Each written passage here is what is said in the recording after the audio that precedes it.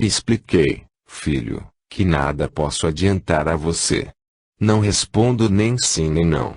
Quero apenas que saiba que encontrará suas respostas no que lhe expliquei. Reforçando a sua fé em Deus, terás forças para prosseguir em frente no caminho que escolheu. E penalizada com a expressão de angústia revelada no rosto de João, ela afirma, mas poderá contar sempre comigo, no momento que desejar. Estarei ao seu lado sempre que me chamar. Desculpa, filho. Tenho que me retirar. Já falei mais do que devia. Que Jesus o ilumine, dando-lhe forças e compreensão da vida. João saiu de lá mais angustiado do que nunca. Pelas palavras veladas que vovó lhe falou no final, ele teve certeza de que o medo que sentia da doença tinha alguma razão de ser. Entrou no carro com a sensação de que algo muito sério estava para acontecer. No céu negro, sem nenhuma estrela, riscou um raio anunciando a proximidade de forte chuva. João estremeceu com o trovão. Estou me sentindo assim. Numa escuridão pronunciando tempestade. Desorientado. Estupefato com tudo que está me acontecendo. Porra! Se a vovó pode saber das coisas, por que o extenso palavrório a me confundir? Por que não me dizer logo, sim ou não? Apertando com força o volante do carro, ele exclama irritado, estou achando que tudo é uma empolhação. Ela não sabe nada. Sou um idiota começando a acreditar nessas baboseiras, mas em seguida, o suave semblante de mãe Olinda vem à sua mente, fazendo-o recordar o olhar profundo de vovó Maria Baiana, afastando a irritação. Afinal o Dr. Mauri, que é o médico competente e com bastante experiência da vida, acredita realmente nisso tudo. Deve existir fundamento no que vovó me ensinou. Ao chegar na pensão, apesar do adiantado da hora, a senhora estava sentada na portaria, meio que cochilando. Ao vê-lo, de um pulo, foi ao seu encontro. Muito sem graça, entregou-lhe um envelope. Dr. João, estava à sua espera. Me perdoes. Esta correspondência chegou ontem pela manhã e eu, muito ocupada no momento, guardei-a na escrivaninha e me esqueci completamente de lhe entregar. Por isso estava esperando o senhor chegar. Ao segurar o envelope, o coração bate em disparada e o rosto empalidece. Eram os exames.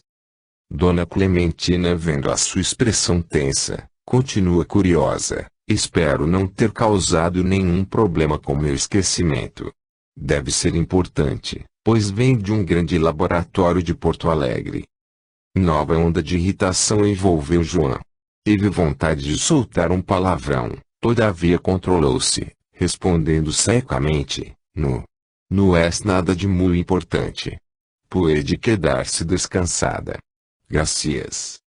Mas, enquanto subia as escadas, ansioso por abrir o envelope, o irritamento transformou-se em raiva. Maldita velha bisbilhoteira. Ponto além de metida e irresponsável.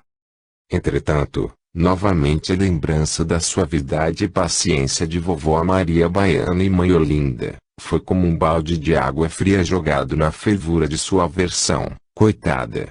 É uma velha solitária, que anseia por viver a vida de seus hóspedes. Na verdade estou com medo, um medo terrível de ler o resultado dos exames. Entrando no quarto, sentou-se na beira da cama e por um momento ficou olhando para o envelope fechado em suas mãos. Esperou a taquicardia passar. Se a notícia for a que eu tanto receio, é melhor que esteja tranquilo. Se for boa, nem sei o que farei. Explodirei de alegria. Sentindo-se harmonizado, rasga o envelope. O mundo desaba sobre ele. Lá estava, fria, impessoal, escrita cientificamente correta, a terrível marca que teria de agora em diante, levar pela vida, soro positivo. Meu Deus! Ponto, eu sabia. No fundo de meu coração eu sabia. Terrível angústia faz com que lhe se recrimine, porque me deixei levar pela irresponsabilidade do fogo da paixão e não me precavi. Desde que a mãe me contou sobre a Carmencita que eu sabia. Só não queria acreditar. Desejou ligar para Assunção e procurar consolo, como na infância, no refúgio do amor materno. Chegou a pegar no telefone. Não, não é justo deixar meus pais angustiados e preocupados. Ainda mais a essa hora da noite. Que absurdo. Como pude pensar uma coisa dessas? Vovó está certa. Eu é que tenho de enfrentar as minhas provas. A dor em seu peito é tão grande que ele se sente sufocar. Vai até a janela, abrindo-a totalmente. O vento forte trazendo a chuva assemelha-se a um impacto a derrubá-lo e faz com que ele recue. Meu Deus! Estou em plena juventude. O que fazer? E a minha profissão que tanto amo? Aceitarão um médico com AIDS? Os raios agora bem próximos, trazem o temporal. E a chuva caindo forte, entrando pela janela aberta, atinge João, despertando a sua responsabilidade médica. Mãe Santíssima! O que estou fazendo? Que loucura! Não é momento para apanhar uma gripe forte. Sou ainda apenas um portador do vírus e não devo facilitar a entrada de uma doença oportunista que poderá me deixar aidético. Fechando a janela, vai trocar a roupa molhada pela chuva. Toma uma ducha quente na tentativa de se acalmar. De nada adiantou. Prepara-se para deitar indo direto à caixa dos remédios, recorrendo a um calmante a indutor de sono. Precisava dormir rápido, calar a sua mente, esquecer a dor que esmagava seu peito, penetrando a alma por inteiro. A solidão se faz presente de uma forma insuportável, deixando-o abandonado ao enorme sofrimento. O pranto contido comprime seu coração.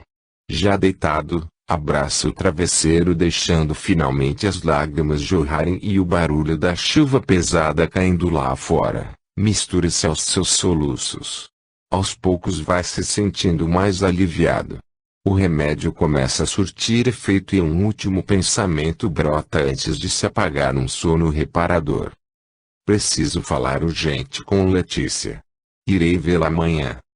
Apesar do tempo chuvoso, a viagem foi tranquila. Em pouco mais de 2 horas João chegou em Panambi. Talvez devido ao mau tempo e por ser domingo, a cidade estava quase deserta. Poucos carros circulavam pelas ruas, onde raros pedestres transitavam ligeiro, protegendo-se da chuva e do vento que soprava forte. E as moradias com as janelas fechadas pelas vidraças, completavam a melancólica paisagem de uma manhã fria de final de outono. Um ar tristonho pairava no ar, aumentando a angústia de João. Em velocidade bastante reduzida, ele procurava localizar a casa de Letícia. Seguia atento por uma simpática rua arborizada, cujos plátanos já semi-desfolhados, formavam 2 alas imponentes sobre as largas calçadas. É esta aqui. Ufa! Finalmente achei. Que encantadora! Pena esse tempo, porque tanto ela quanto esta rua, num dia ensolarado devem ser muito agradáveis. Assim apreciando, estaciona o carro defronte ao portão gradeado, que já se encontrava aberto por trás de uma cerca viva de cipreste, acompanhando a extensão da calçada, uma casa simples de madeira num estilo germânico, com jardineiras floridas sob as janelas, projetava-se aconchegante ao centro de um pequeno e bem cuidado jardim. Uma pérgola coberta por densa trepadeira, protegia a porta de entrada e, ao fundo, podia-se enxergar algumas árvores frutíferas, denunciando a existência de um pomar na parte traseira do terreno. João fica olhando para a casa, sem coragem de saltar do carro. Amargurado, não sabe quando e nem qual será o melhor momento para contar tudo a Letícia.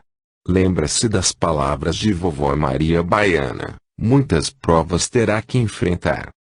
A angústia comprime seu coração e deixando escapar um longo suspiro, murmura como se respondesse a esta: vovó. O terrível vestibular começou ontem. Hoje é a segunda prova difícil que terei de enfrentar. Vovó, me ajuda. Me ajuda. Triste, profundamente triste, apoia a cabeça sobre as mãos colocadas ao volante e, inadvertidamente, toca a buzina. Quase em seguida ao som desta, a porta de entrada da casa se abre e Letícia surge gritando alegre, espalmando a mão num gesto de parada. João. Espera. Não salta ainda. Vou até aí.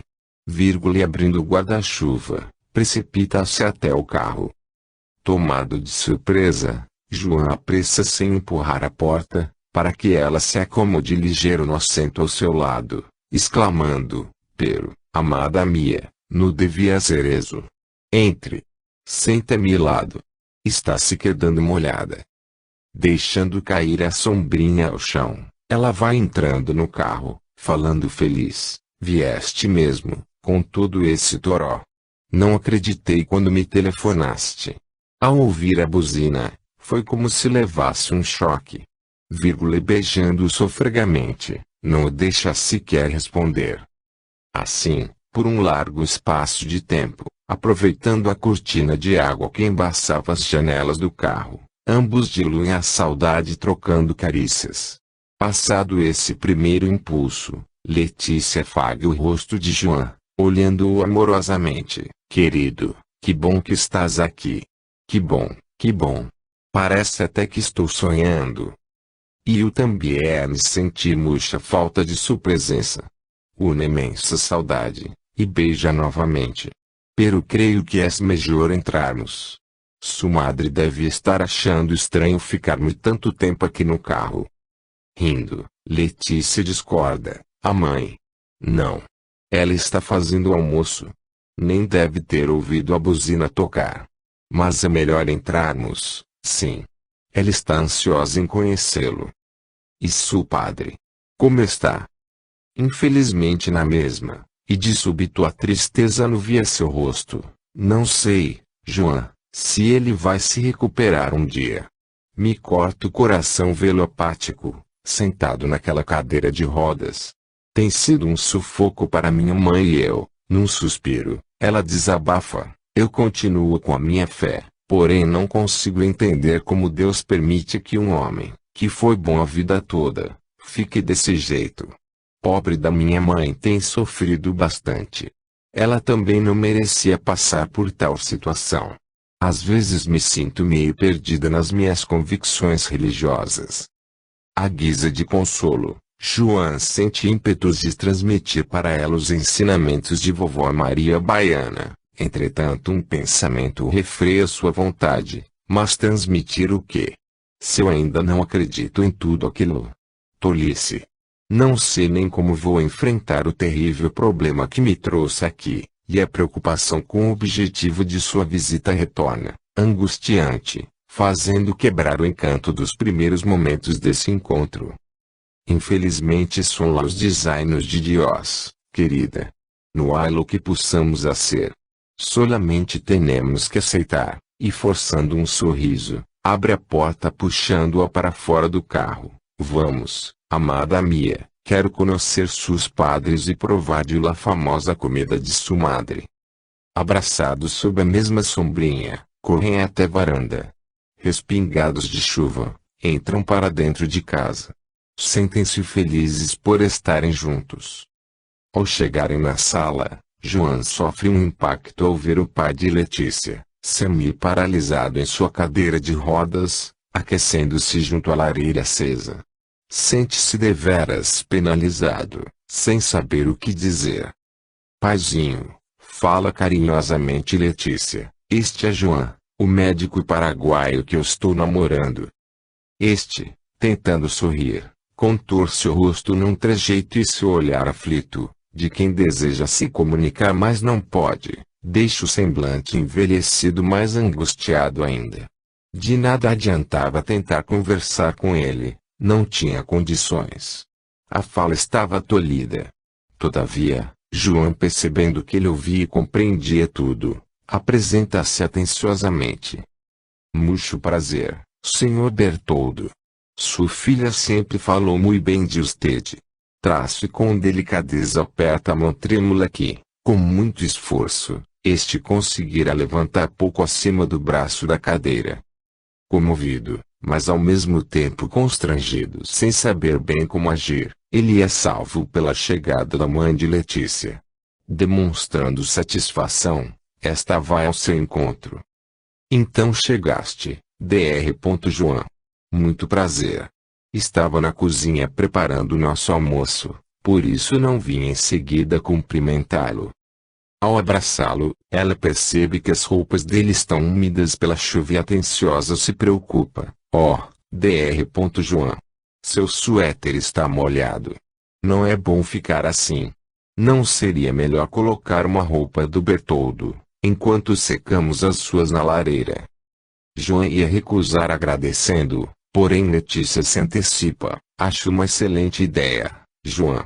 Ia mesmo te oferecer um blusão meu. Eu também tenho que me trocar. Venha. Venha comigo, vou arranjar algo para ti. Fazendo das palavras ação, seguro pelo braço, levando-o em direção aos quartos. Fora das vistas da mãe, aperta-o num abraço, afirmando com um sorriso provocante: não penses que vamos ficar aqui em casa o resto do dia. Já planejei o nosso roteiro. Estou louca de saudade de ti. Surpreendido por sua impetuosidade, João acha graça, fazendo uma pilhéria: de que roteiro me hablas? Por acaso vamos fazer na película? Rindo, ela retruca da mesma forma: um filme de amor, e com um ar malicioso, continua a explanar a sua ideia. Tem um novo motel na entrada da cidade e a propaganda que fazem dele pela televisão é muito tentadora. Não queres experimentar? Excitado, ele concorda de imediato.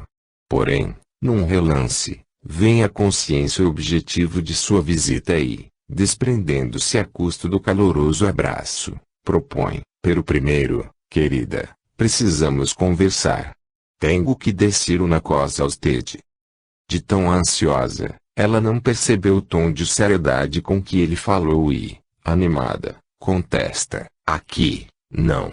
Lá. A tarde será toda só para nós dois. Ele ia insistir novamente quando Dona Genoveva, se aproximando do corredor, chama por eles: já vou servir almoço. Não demorem muito, porque nesse frio não dá para esperar. Apressados, ambos vão trocar de roupa. O motel realmente fazia jus à propaganda televisiva. João concordara em ir até lá achando que, talvez na intimidade, fosse mais fácil colocar Letícia a par de sua situação. Assim que entram na estimulante suíte, ambos se beijam ardorosamente. Porém João, decidido, desvencilha-se logo de Letícia, fazendo-a sentar-se junto a ele no pequeno sofá da saleta, insistindo em conversar. Assustada com a seriedade de sua expressão, ela pergunta perplexa: conversar agora, João? O que está acontecendo? Por acaso existe outra mulher entre nós? Querida. Muelejos de Ezo, contesta com um olhar de profunda tristeza: és muito sério. Muito triste. Compreender enfim que algo seríssimo estava ocorrendo, ela apenas murmura: então me diz de uma vez. Quero saber. Contendo com dificuldade a emoção que o sufocava, João expõe sua terrível situação. Letícia, apavorada, olha para ele sem querer acreditar no que acaba de ouvir. A custo consegue falar: não acredito. AIDS? Tu estás com AIDS, João? Meu Deus! E amargurada, explode num choro sentido. João permanece calado, esforçando-se para segurar as lágrimas que toldam seu olhar. Preciso ser forte. Não posso deixar que a emoção me domine na frente dela. Tenho que falar com calma tudo o que necessito. Letícia, ainda chorando, externa a dor que está sentindo, falando entrecortadamente entre soluços. Então era isso. Era isso. Que tu querias tanto falar. Não é justo. Por quê? Porque Deus permite isso. Primeiro meu pai. Agora você. Por quê? Por quê? E passando as mãos sobre os olhos, tenta estancar as lágrimas que teimam em deslizar sobre a face entristecida. João, afagando seus cabelos, enche-se de coragem e enfrenta o momento mais temido. Querida. Necessito que me hables com sinceridade. Usted continuará me namorar assim mesmo. Segurando o pranto, ainda com os olhos lacrimejantes, ela fica olhando pensativa para ele, que aguarda ansioso sua resposta com o coração descompassado. Após alguns momentos, que a ele pareceram horas, ela expõe o que sente, indecisa. João, eu preciso pensar. Me dá um tempo. Quero que me compreendas. Eu te amo, mas não posso. Eu sonhava em me casar contigo. Ter filhos. Ela hesita um pouco, porém aflita. Fala de supetão que lhe vai na alma. O medo do contágio é mais forte que o meu amor. Como poderei passar a vida toda a teu lado, usando sempre preservativos e temendo que alguma vez eles possam falhar? E demonstrando temor, aperta as mãos de forma angustiada. E será que durante as nossas relações, algum deles já não falhou? Será que não estou também contaminada? A reação de Letícia deixa-o derrubado. Não esperava uma rejeição tão imediata. Se antes, ao receber a terrível notícia, sentira como se o mundo houvesse desabado sobre ele, agora parecia que a terra o tragara. Entretanto, dominando sua angústia, consegue responder com calma aparente: eu espero que no, querida. Pero desejo que faça logo os exames necessários. Lo mais rápido possível. Certamente que o farei, agora, mais segura de si, responde sem vacilar, mas, quanto a nós, me perdoa, João. Eu preciso de um tempo. Não sei se conseguirei superar o medo. É mais forte que eu. Sofro por ti, pelo que será a tua vida daqui em diante, mas, sofro também por mim, pelo meu sonho que se desfez. Se não conseguir vencer o meu receio, terei de me esforçar para te esquecer. Ela pousa suavemente a mão por sobre a dele. Num gesto que demonstra toda a sua amargura, ele retira rapidamente a sua, levantando-se de chofre. Bien, Letícia. Eu compreendo usted. Sinto que já me estares dado a sua resposta. Não, João. Espera. Não é isso. Deixe eu pensar melhor. Levanta, meio arrependida pela franqueza como expôs seus sentimentos, aproximando-se dele. João se afasta, falando tristemente: devemos ser realistas. Ha chegado a hora de dizermos adiós. Vou retirar-me de sua vida, pero serei grata por os momentos que passamos juntos. O seguir, dirige-se ao telefone, pedindo o encerramento da conta. E, virando-se para Letícia, que voltara a chorar, fala com delicadeza: no chores, querida, la vida é assim, cheia de imprevistos. La sua decisão é la mais acertada. Puedes crer, e eu la compreendo. Traço segurando-a pelo braço, dirige-se para a porta: venga. Quanto mais depressa sairmos de cá, será melhor para nós outros. O retorno à casa foi totalmente em silêncio. A mágoa que João sentia pela rapidez e a forma do rompimento do relacionamento de ambos, deixou calado. Quanto a Letícia, não sabia mais o que dizer. Na verdade, encontrava-se aturdida, quase em estado de choque. Ao chegar frente à casa, ele não quis saltar. Pediu que ela se despedisse dos pais por ele. Mas que desculpa eu dou? Eles se sentirão ofendidos por não entrares um pouco. Sinto muito, Letícia, pero não tenho ânimo para me defrontar com sua madre agora. Diga que estou apressado por la chuva forte. Também não puedes nada dizer, ou lo que usted desejar. Preocupado com ela, ele insiste: assim que os exames quedarem prontos me telefone. É muito importante para mim saber o resultado. É grande a minha preocupação com usted. Com a voz trêmula, pronunciando choro, Letícia responde enquanto abre o guarda-chuva para sair do carro: ligarei em seguida, qual seja o resultado. Sinto muito, imensamente por todo. Adiós. João não esperou que ela entrasse em casa para ir embora. Porém ela permaneceu parada, sob a chuva, olhando o carro desaparecer no final da rua. Depois, chorando, entrou em casa. Dona Genoveva, assustada, quis logo saber o que acontecera e por que João tinha ido embora sem se despedir. Eu não deixei que ele entrasse, mente, não querendo que a mãe se sinta magoada. Nós brigamos. Brigaram por quê? Esta exclama admirada. Pareciam tão bem. João vai voltar para o Paraguai. Ele não conseguiu romper um compromisso que tinha lá. Existe uma noiva à sua espera em Assunção. A chuva aumentava à medida que João se aproximava de Trilha das Palmeiras. A tarde chegando ao fim também colaborava para dificultar mais ainda a visibilidade que já não era boa. Desde que saíra de Panambi, ele não conseguira parar de pensar na desgraça que se abatera sobre ele. Agoniado, sentia-se desnorteado, sem saber quais atitudes tomar. Com certeza Dr. Mauri não desejará mais que eu permaneça no hospital. Terei que retornar para Assunção. E os meus pais? Corta meu coração pensar no desespero que irão sentir. E os pensamentos multiplicavam-se em sua mente, fazendo-o prever um futuro sem esperança. Terrível será a discriminação de todos. E o pior, o estigma que muitos ainda imputam, aliando a AIDS ao homossexualismo. Oh, meu Deus! Isso é terrivelmente doloroso. Como um médico soropositivo poderá continuar clinicando? O encontro com Letícia volta com maior nitidez à sua lembrança, fazendo-o sofrer mais ainda. Nunca pensei que ela pudesse ser tão calculista. É claro que foi melhor mesmo não continuar esse namoro. Eu mesmo iria terminá-lo, após o resultado do exame dela, se este fosse negativo. Caso contrário, é meu dever ajudá-la no tratamento. Oh, Deus, tomara que ela não tenha sido contaminada. Não. Não é possível.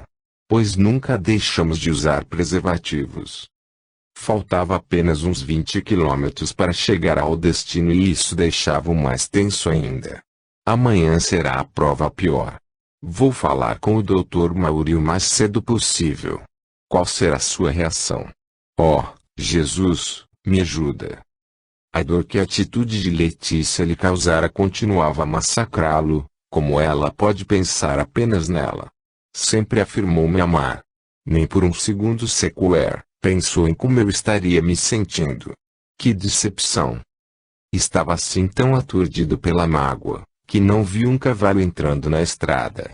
Com a visibilidade difícil e a desatenção provocada pela angústia, só percebeu isso quando estava quase em cima dele. Tentou desviar. Não conseguiu. Erroneamente apertou o freio e o carro capotou. Por 3 vezes esse rolou na pista indo bater na encosta de uma colina. Estranhamente não sentiu dor alguma, apenas tonteira e, impressionado, se deu conta de que levitava. Sem compreender o que estava se passando, sentiu que saía do local do acidente. Olhou para baixo e, aterrorizado, viu seu corpo físico imprensado sob o teto do carro amassado e coberto de estilhaços de vidro quebrado.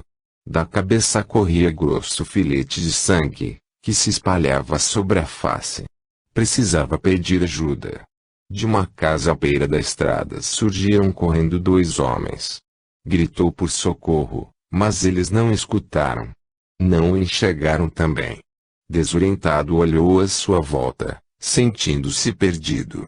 Ao longe viu uns faróis se aproximando. Meu Deus! O que está se passando comigo? Será que eu morri? Pensava assim, quando uma luz clara, descendo do céu, o atraiu para um túnel cada vez mais iluminado e ele perdeu totalmente a consciência. Despertou deitado em uma cama extremamente confortável. Olhou ao redor e não reconheceu o local. Um quarto espaçoso com largas janelas que deixavam à vista um primoroso jardim. Uma luz verde clara, cor de alface tenra, inundava o aposento, porém, estranhamente ela não surgia de parte alguma. Apenas existia. Na mesa de cabeceira, ao seu lado, uma jarra com belíssimas rosas brancas, cujo aroma suave se fazia sentir inebriante. Na parede fronteira cama, um lindíssimo quadro moldurado por larga barra de puro cristal, prendeu sua atenção. Em meio a uma luz resplandecente de um dourado rosa, mas parecendo uma projeção, surgia um rosto masculino, cujas feições difusas pareciam fundir-se com a luz. Entretanto eram realçados os olhos claros, de um belíssimo tom amendoado. E o olhar meigo, profundo, pleno de um amor intenso, parecia penetrar diretamente em sua alma. Meu Deus! Que beleza! E esse olhar incrível que parece me envolver numa paz profunda, causando-me uma felicidade indescritível. Só pode ser Jesus. Mas que lugar é este em que me encontro? Como vim parar aqui? Nada lhe vinha à memória. Era como se estivesse despertando para a vida naquele momento. Nenhuma recordação. Nenhum sofrimento. Nada. Somente paz e felicidade. Inesperadamente uma voz grave, de entonação suave, retiro desse encantamento. Então o irmão já despertou. Era um senhor de meia idade que pela porta entreaberta, lhe perguntava num perfeito espanhol, posso entrar? João sente-se surpreso com a presença do desconhecido. Sim. É um prazer falar com alguém. O sorriso simpático e a maneira simples do visitante deixam João à vontade para fazer perguntas que pudessem elucidar sua situação. O senhor pode me dizer onde estou? Sinto-me confuso, pois não sei como vim parar aqui e não consigo lembrar nada de minha vida. Sou seu irmão.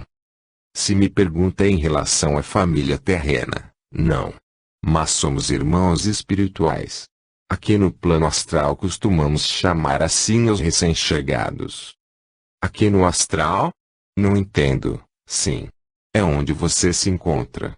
E seja bem-vindo, irmão, fala o senhor, sentando-se em uma cadeira junto à cama. Agora procure relaxar. Precisa fazer uma mentalização para recuperar sua memória, e delicadamente coloca uma das mãos sobre a testa de João, comandando, feche os olhos e pense em Jesus, nosso Mestre Divino. Entregue-se totalmente em suas mãos, pedindo com a força da sua fé, que a energia do amor sublime o envolva por inteiro. João assim o fez. Uma luz rosa inundou sua mente, enquanto um calor intenso percorria seu corpo. Aos poucos, como num filme, fatos de sua vida começaram a surgir, desde a infância até o momento do acidente que sofrera.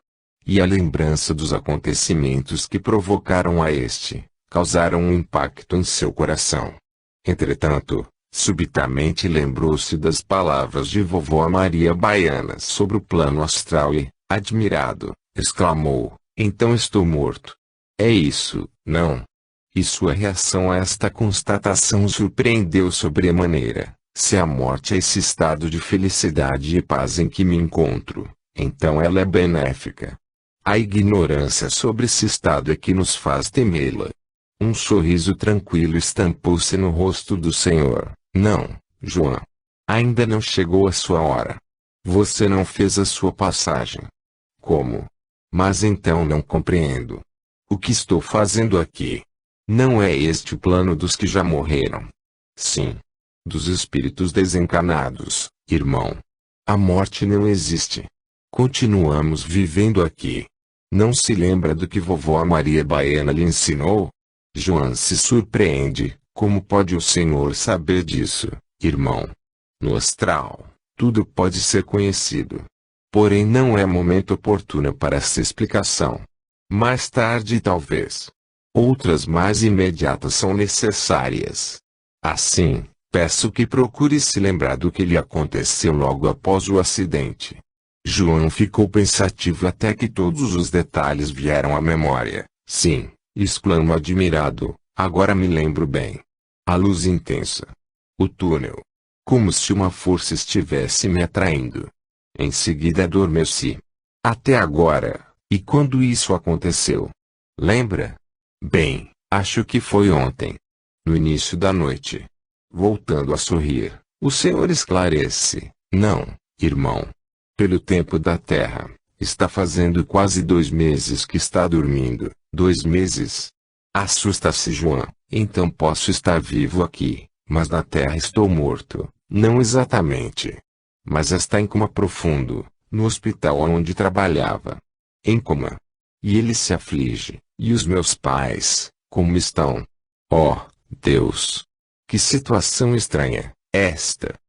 Não só estranha como muito triste para aqueles que o amam. O senhor sabe como estão os meus pais. Angustiado, João volta a insistir. Se sabe, por favor, diga para mim. Compreendendo a aflição que está se apossando dele, o senhor coloca outra vez a mão sobre sua testa. Bem, irmão. Vou atender ao seu pedido. Faça prece novamente e permaneça de olhos fechados. Seguindo a orientação do senhor, ele vê no quadro de sua mente uma cena acontecendo no Hospital Santo Augusto. Enfermeira. Por favor, venha correndo. Venha mirar os olhos de meu filho. Agitada, Dona Esperança acenava com a mão, procurando chamar em voz baixa a encarregada da UTI. Pressurosa está-se acerca da cama onde João se encontrava ligado aos aparelhos respiratórios. O que foi? Aconteceu algo de novo? Pergunta esperançosa. Se. Graças ao bom Deus, ele abriu um pouquinho os olhos, afirma a alvoroçada mãe de João, procurando se fazer entender no seu idioma mesclado de português. A enfermeira passa suavemente a mão no rosto do paciente, mas verifica que este continua imóvel. Tem certeza, Dona Esperança? Não querendo magoá-la, pergunta com jeito atencioso. Não terá sido a sua inabalável fé que a fez enxergar assim? Insiste com determinação. Tenho certeza de que eu he visto a meu filho com os olhos abertos. Não é imaginação minha. Você tiene que hablar com el doutor. Pode ficar tranquila, Dona Esperança. Falarei com ele tão logo chegue para o exame da tarde, e abraçando-a com carinho avisa, sinto muito, mas o tempo permitido para a senhora permanecer aqui, já terminou. Mas, não se preocupe, estarei atenta a qualquer reação do Dr. João. Gracias, filha. Eu tenho certeza de que hectares sido verdadeiro lo que vi. Vou em la capela ser una prece a la Virgem de Cacupé e depois, vou hablar pelo telefone com meu esposo. Fernandes vai quedar-se muito feliz, e examinando mais uma vez o rosto do filho, ela sai da UTI. A visão se desfaz e João, emocionado, agradece ao irmão pela oportunidade de assistir ao que estava ocorrendo com seu corpo físico. Triste e preocupado, lamenta, pobre da minha mãe. Como está sofrendo. Traz-se sentindo-se confuso, pede uma explicação. Se o meu corpo está em coma profundo e meu espírito está aqui, como meus olhos se abriram. É que o seu corpo físico está começando a ser preparado para sua volta, e quando isso vai acontecer? Espero que seja logo para que minha mãe pare de sofrer. O seu retorno dependerá da sua resolução, mas eu tenho que resolver o quê? O mestre, que lhe orienta, falará com você. Nada pode acontecer independente da própria vontade de cada um. É a lei do livre-arbítrio, e, prosseguindo num tom suave, o senhor faz algumas observações à guisa de repreensão. Viu, irmão, o que a sua imprudência causou? Quanta dor e aflição para sua mãe e aos demais que o amam, mas eu estava fora de mim. João tenta se desculpar. A descoberta da minha doença e a rejeição imediata que ela causou em minha namorada. De que outra maneira eu poderia me sentir? Se aceitasse a sua aprovação de acordo com os ensinamentos que vovó Maria Baiana lhe mostrou, outra seria sua atitude. E como eu agiria? Você terá que pensar sobre isso. É parte do seu aprendizado. Não sou eu quem pode lhe dizer. Porém, posso lhe dar umas explicações que talvez o ajudem a compreender melhor a sua situação. Se há algo que possa me esclarecer, por favor, fale de uma vez, interrompe João cheio de ansiedade. Como você viu, devido ao grande abalo que sofreu no acidente, seu corpo físico adormeceu em coma e está sendo tratado pela medicina da Terra, que tenta despertá-lo. O mesmo ocorreu com seu espírito e enquanto adormecido, foi tratado pela medicina espiritual até agora, Quando finalmente acordou, você se encontra em um hospital australiano. O Hospital Franciscano, que é atendido pelos irmãos médicos filiados à corrente de cura de São Francisco de Assis. Aqui é um hospital. Jamais imaginei que existisse hospital no plano espiritual. Incrível. Não apenas um. Muitos, pois ainda são inúmeros os espíritos doentes, na faixa vibratória onde nos encontramos. Nunca pensei que os espíritos ficassem doentes, exclama Joan extremamente admirado. Pois as doenças do corpo físico são decorrentes das doenças espirituais e estas, por sua vez, são os reflexos dos defeitos que precisamos corrigir, para podermos evoluir. Esses defeitos e os erros consequentes dos mesmos, ficam registrados em nosso perispírito. Esse eu desconheço. Por favor, me explique, bem. Eu sei que vovó Maria Baiana já lhe expôs o nascimento dos espíritos. Portanto, vamos partir desse ponto. Nós, espíritos eternos, ao chegarmos no plano físico material, adotamos 3 corpos necessários para o aprendizado, nesta roda reencarnatória, entre o físico e o astral. O primeiro é o corpo de matéria condensada, o físico, próprio para habitar o plano material. O segundo é o perispírito, um corpo sutil que se amolda a este como um invólucro, estabelecendo a ligação com o terceiro, que é o corpo espiritual, que habita o plano astral após o desencarne.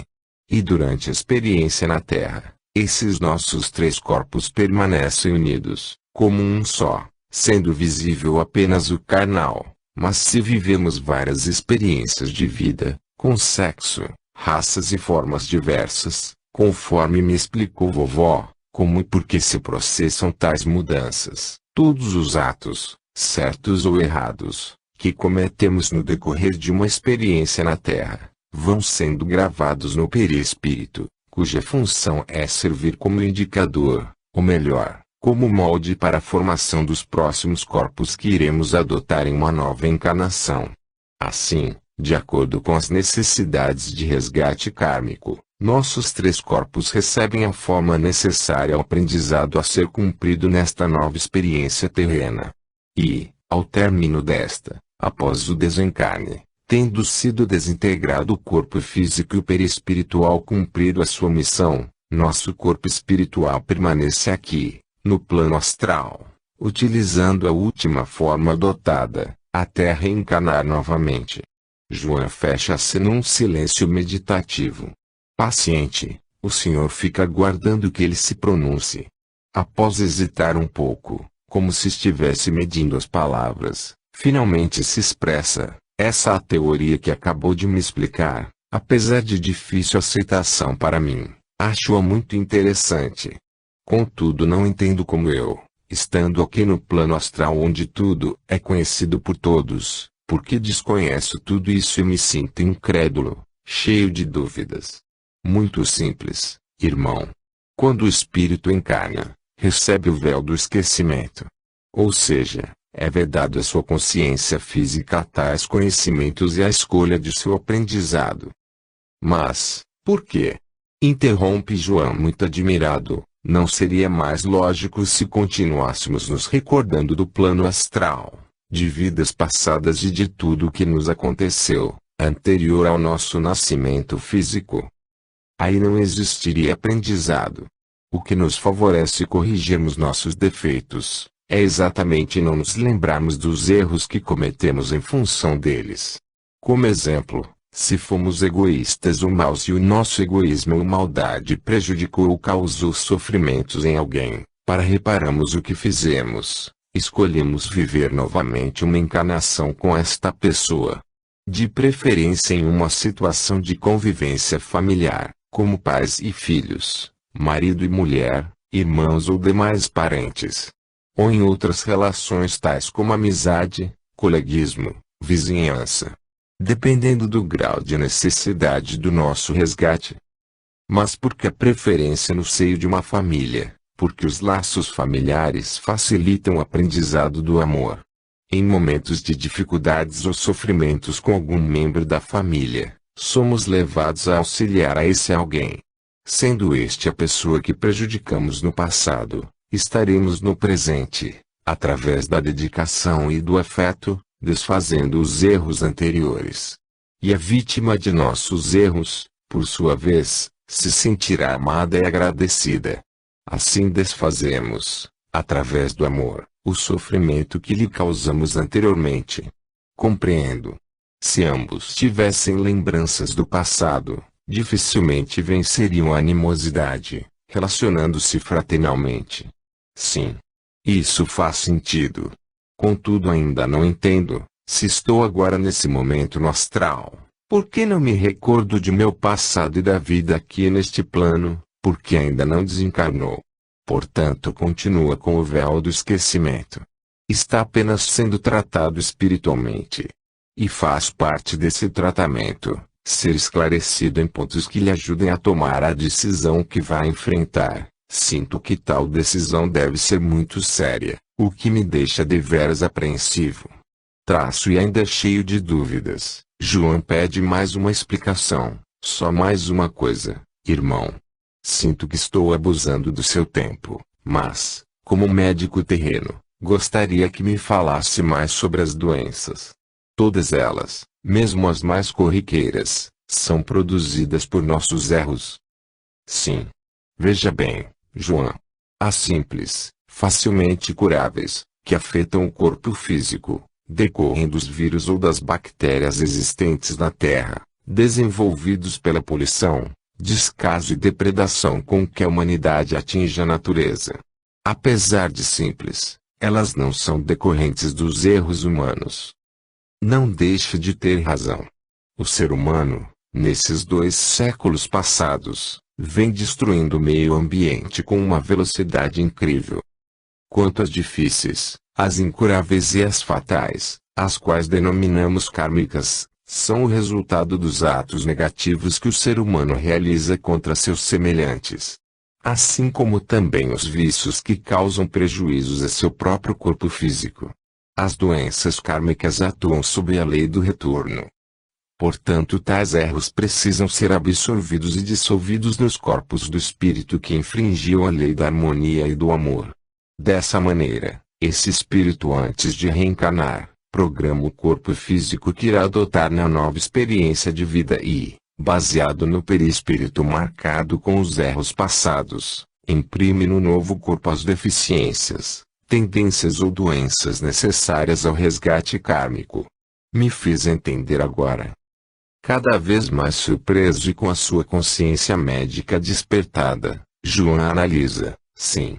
Mas esta é uma teoria simplista que, à luz da ciência e dos ensinamentos da medicina terrena, se torna difícil aceitá-la.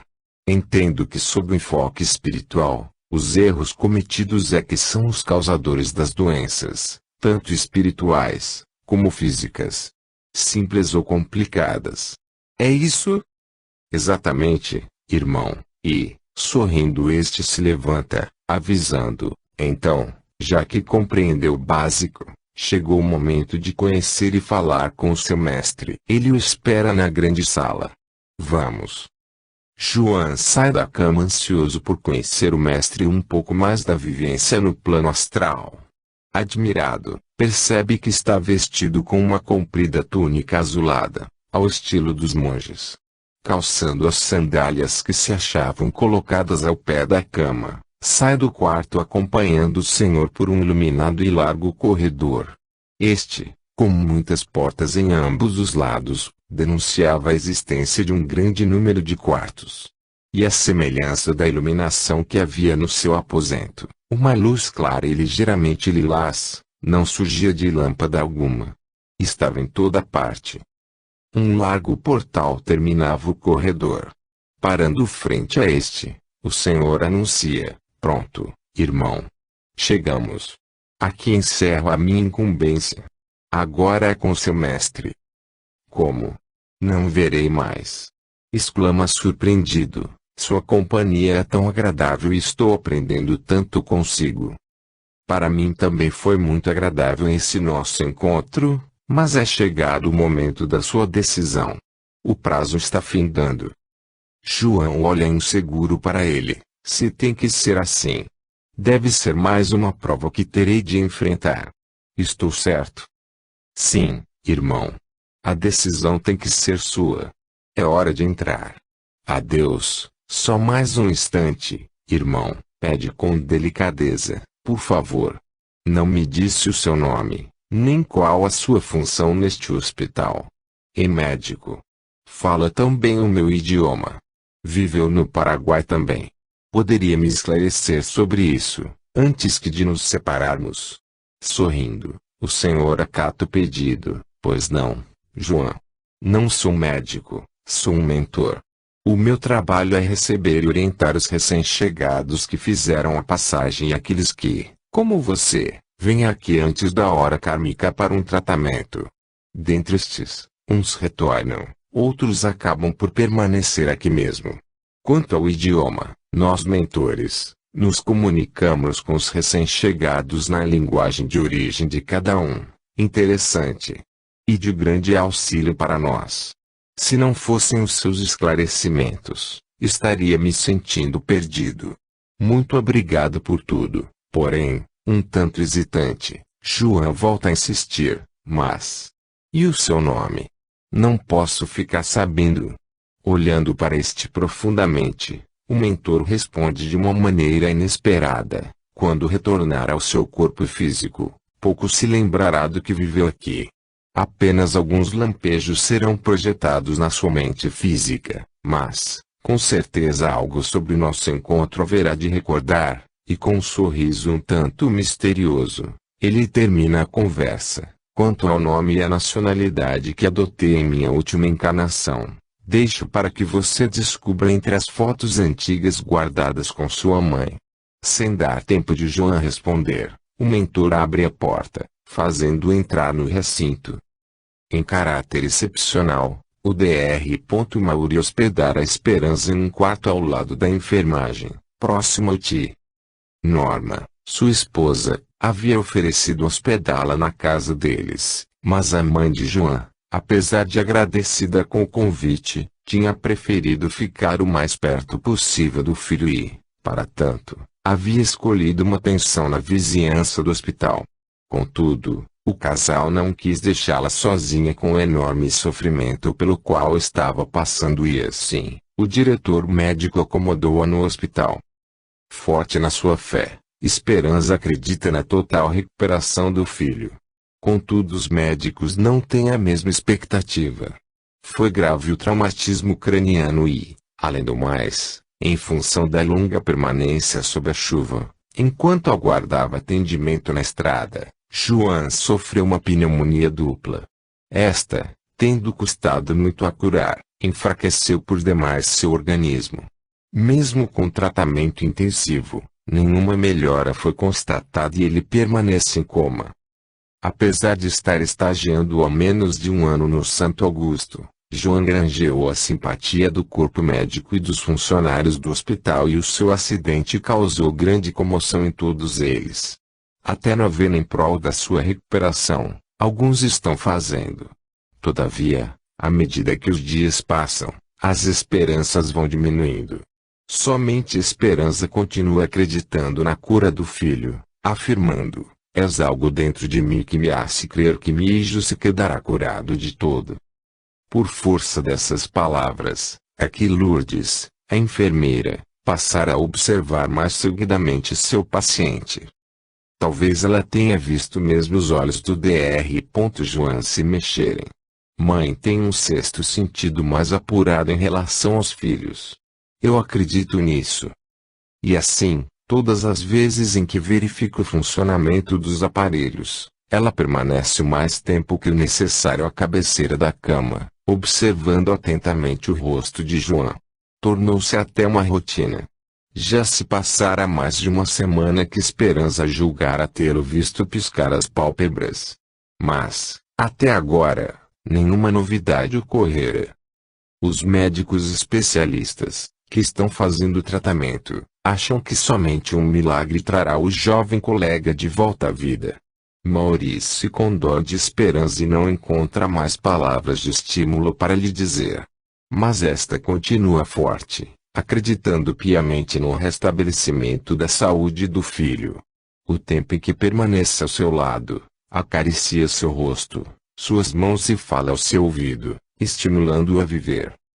João entrou meio receoso na grande sala. E surpreendeu-se com a beleza simples e a harmonia do local. Uma grande paz se fazia sentir. Era uma espaçosa sala de forma arredondada.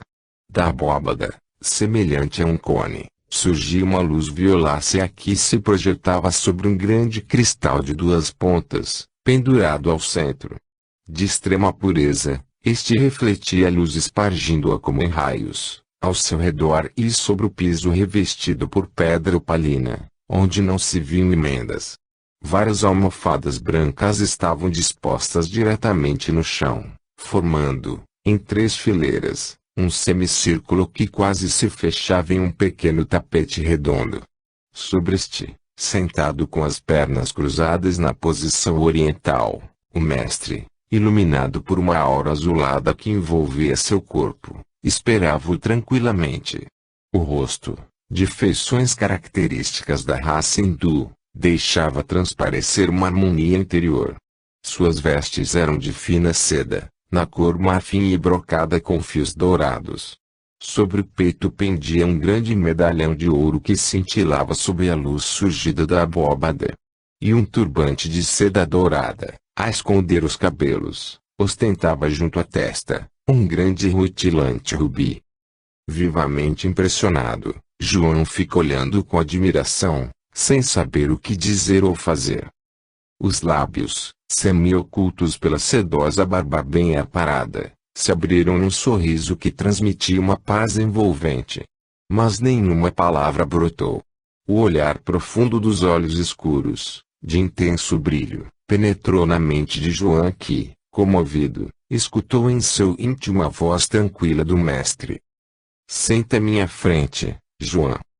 Obedecendo, acomodou-se na almofada fronteira mestre, cruzando as pernas da mesma forma que este. E, apesar de desejar articular várias perguntas, permaneceu num silêncio respeitoso. João, não te acanhes. Mas não precisas perguntar-me o que desejas. Eu sei o que tu anseias saber e vou responder-te agora. Não era o momento de fazeres tua passagem. De acordo com o que determinaste realizar nesta encarnação, ainda existe um bom tempo pela frente. Entretanto, cometeste um ato de imprudência que poderá antecipar o teu retorno à espiritualidade. Um pensamento rápido surge na mente de João. Então eu ainda posso morrer. Isso me confunde. Seu pensamento é como uma pergunta para o mestre que responde em seguida. Jamais deverias ter dirigido o carro naquele estado emocional tão abalado. Ainda mais sob chuva intensa, tão perigosa ao tráfego na estrada. Deverias primeiro ter acalmado o coração e com o equilíbrio emocional restabelecido, poderias enfrentar com tranquilidade a tua prova. Arriscaste a integridade do teu corpo físico, que é de tua responsabilidade. Tens obrigação de preservá-lo, pois ele na verdade, não te pertence. Foi confiado a ti por empréstimo para ser utilizado nesta encarnação. Mas como por empréstimo? Pensa João atônito. A resposta do mestre surge de imediato em sua mente, quando acontece a decomposição do corpo carnal. Após o término da vida física material, os átomos que compunham esse corpo retornam ao grande reservatório espiritual, para que novos corpos possam ser formados. É o ciclo de criação na matéria. A vida, João, é única. Tudo pertence ao todo. Por isso o ser humano tem o dever de preservar o corpo físico que recebeu, para um determinado aprendizado, durante o tempo em que estiver utilizando-o. João se surpreende. O mestre, olhando compreensivo, continua, acresce ainda que com tua imprudência poderias também ter causado graves prejuízos a outras pessoas, caso colidisses com outro veículo. E a responsabilidade, do que quer que acontecesse aos teus semelhantes, seria exclusivamente tua. Estás avaliando agora o erro que cometeste. Apesar de encabulado, Ao enxergar com clareza a irresponsabilidade de sua desastrosa atitude e cônscio do erro cometido, ele não consegue afastar as dúvidas que abalam seu raciocínio lógico.